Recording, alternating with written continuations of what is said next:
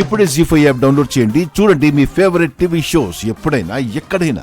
నైని, నువ్వు కూడా వాళ్ళకి తగ్గట్టే మాట్లాడతావేంటి?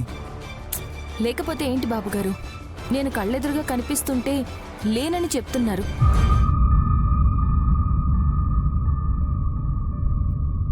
వాళ్ళ సంతోషం కోసమైనా అలా చెప్పాలి కదా.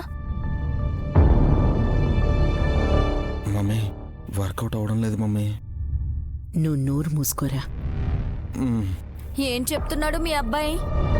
మనుషుల్ని నమ్మనప్పుడు దయ్యాల్ని నమ్ముతారు అంటున్నాడు. అందుకే మిమ్మల్ని నమ్మడం మానేశాం. అర్థం కాలేదు. మంచిదిలేండి. వదిన ఒక్క నిమిషం చూడమ్మా. నైని వదిన గాయత్రి పెద్దమ్మల దేవత అనిపించుకుంది. 100 ఏళ్ళు నిండాక అప్పుడు గుడి కట్టిస్తారు గాని ఇలా జడ కూడా కట్టుకోకుండా దయ్యంలా కూర్చునే సుమన బాడీలోకి మాత్రం ఆత్మలా ప్రవేశించదు. మరి నైనమ్మనే అంటుంది కదా సుమనమ్మ, మరి దాని సంగతి ఏంటి? అదే నాకు అర్థం కావడం లేదు. ఉన్నట్టుండి ఎందుకు ఇలా మారిపోయిందో. హే సుమన, లే. నేను నైని అంటే అర్థం కావడం లేదా విక్రాంత్ బాబు?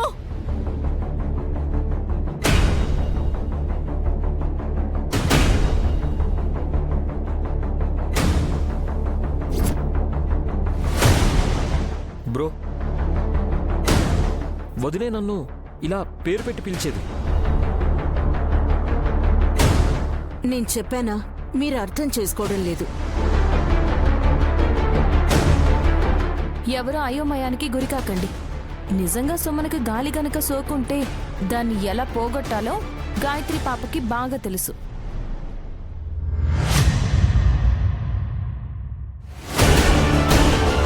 పిల్లకేం తెలుసు? మీకు లాజిక్ అర్థం కాలేదు పిన్ని. పాప గత జన్మలో గాయత్రి అత్తయ్య కదా, తను నిద్రపోతే ఆత్మ వస్తుంది కదా.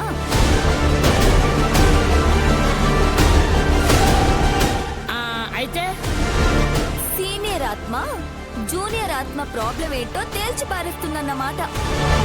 ఓహో,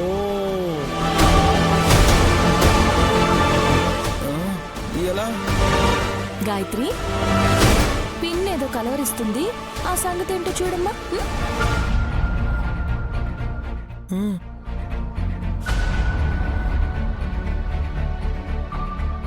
పాప ఏం చేస్తుంది నైని? అమ్మగారికి ఏం చెయ్యాలో తెలుసు బాబుగారు. మనం చూసి ఆనందించాలి బ్రో. ఏం చేస్తుంది?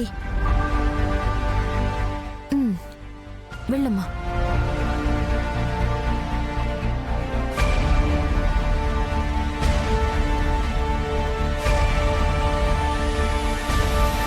పెద్దమ్మ అలియాస్ గాయత్రి పాప నీ సైడే వస్తుంది చిన్న మరదలా. అనయ్య, ఇప్పుడు సుమన కాదు, గాలి సోకింది కదా.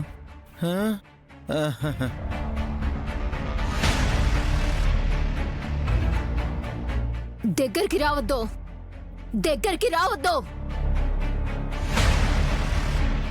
రావద్దని చెప్పానా?